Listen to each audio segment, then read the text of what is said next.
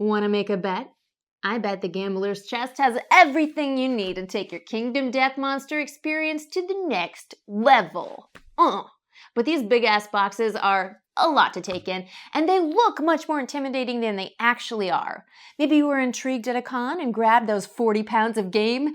Maybe you backed the Kickstarter 10 years ago and still haven't cracked into the Gambler's Chest. Producer Matt, I'm looking at you. Well, what's stopping you now? Because after this video, it's gonna be nothing. We'll help you break down the many pieces of the expansion so you can dive into the massive play experience of the Gambler's Chest expansion. Intro sequence!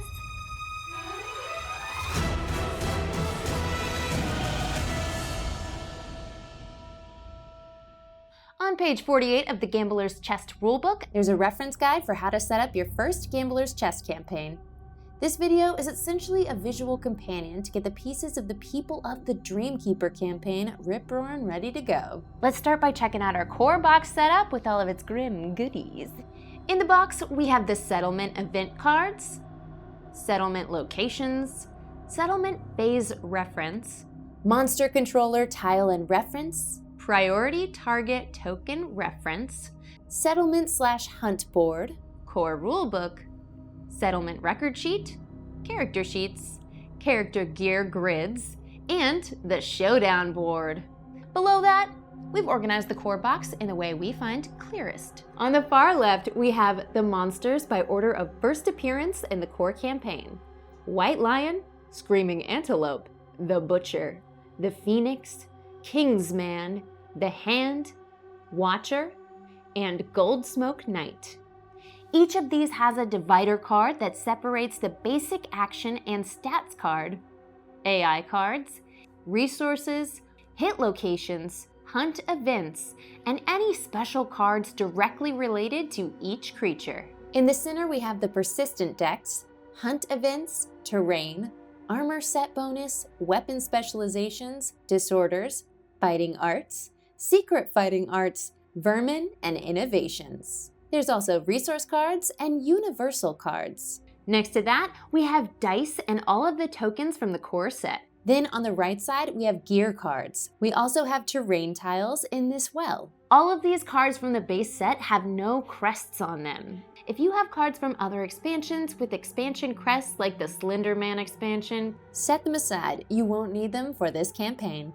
Now heading over to the Gambler's Chest box, we have the Gambler's Chest settlement locations, Scout discoveries, Gambler's Chest settlement events, Survivor record sheets, Scout gear grid, Bone Eaters reference, knowledges, philosophies, collective cognition panel, settlement record sheets, and encounter board. We've organized the bottom tier of the box just like the core game. We have on the left all of the monsters added in the Gambler's Chest: Atnas, Crimson Crocodile, the Gambler, God Hand, King, and Smog Singers, my personal favorite. Behind each creature we have their relevant cards, including monster hunt events, resources, AI, hit locations, and any monster-specific special decks. There are also new cards for the Phoenix, the Hand, and for the Flower Knight. The Flower Knight is a separate expansion, so they'll stay in storage. We can put all the new cards for the Phoenix and the Hand with their original divider cards in the core box. Next, we have character cards, a new addition in Gambler's Chest that provide unique abilities after you unlock the requisite innovation.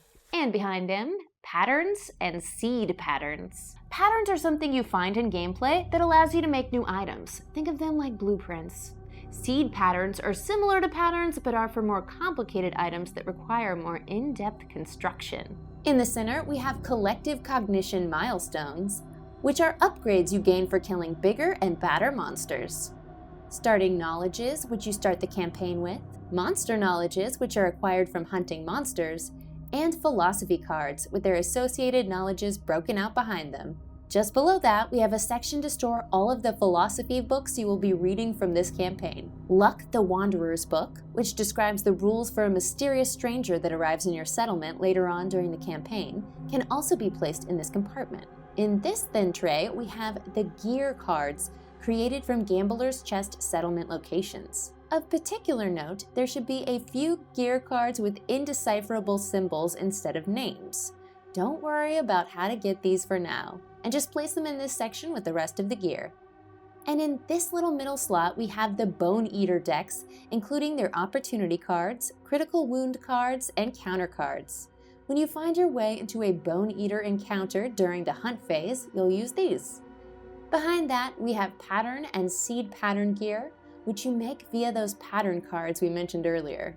Next to that, we have a section to place the terrain tiles, disarm tiles, tokens, and razor sharp dice included with the gambler's chest. You can also store the package labeled "Do Not Open Until Instructed" here. If you need a bit of extra room, this section can lift up to reveal some additional storage space underneath. On the right side here is a really helpful tool, the settlement box. This is where you'll store the cards that are active for your current campaign. This way, other parts of the box can remain in storage while the relevant persistent decks are kept clear of other expansions or yet to be discovered cards. Finally, let's prep our core game box. If you're setting up the People of the Dreamkeeper campaign, you can follow along with the campaign setup section starting on page 48 of the Gambler's Chest book.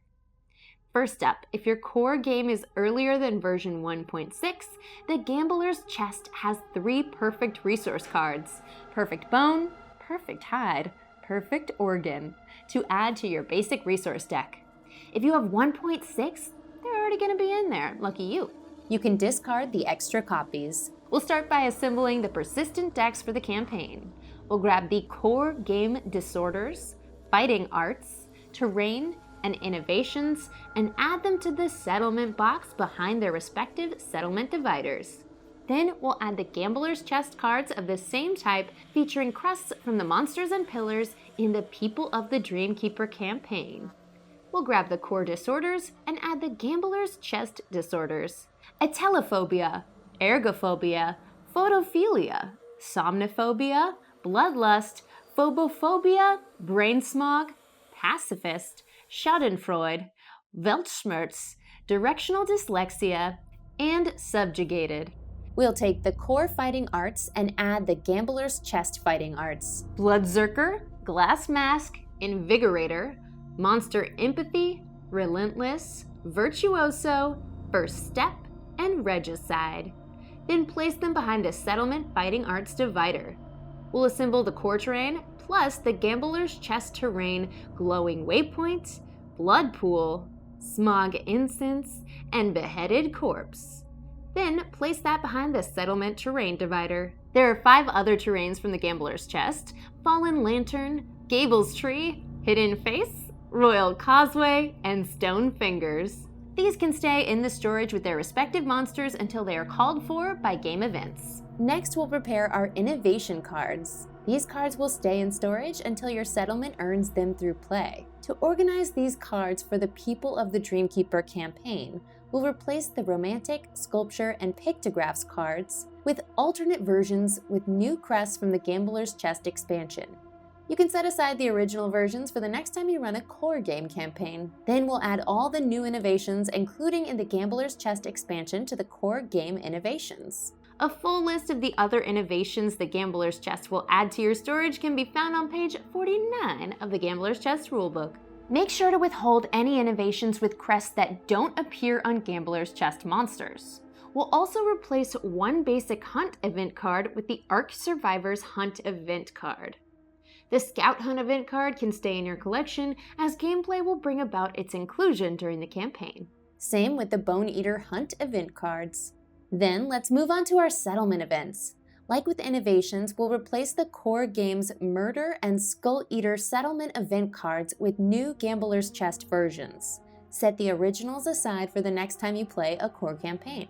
Next, we'll replace the First Day settlement event used in the core campaign with the first Crimson Day settlement event. Finally, we'll add all the new settlement events found in the Gambler's Chest to the core game settlement events, except for those 2 here: Lamplighter, and Ballad of the Butcher. They have a little stopping hand symbol on the upper left corner, so we'll leave these events out until they are called for by gameplay. Finally, we'll grab the core game Rare Gear and add the Gambler's Chest Rare Gear. Once that's completed, you're all set up. You're organized and ready to delve into the satisfying and terrifying Gambler's Chest expansion and the People of the Dreamkeeper campaign. If you're raring to begin, simply turn to page 46 in the Gambler's Chest rulebook and read The Recurrent Story. Otherwise, you can continue perusing the gorgeously illustrated rulebook to learn more about what's in store for you. Page 49 and 50 of the Gambler's Chest book contain a general overview regarding changes to specific phases and mechanics. Meanwhile, pages 53 to 103 contain in-depth rules for everything, including in the Gambler's Chest, from new core rules to all the different additions introduced in the People of the Dreamkeeper campaign.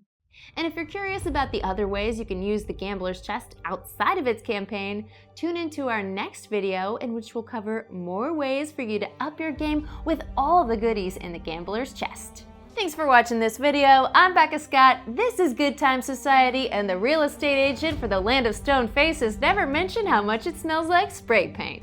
We'll see you next time!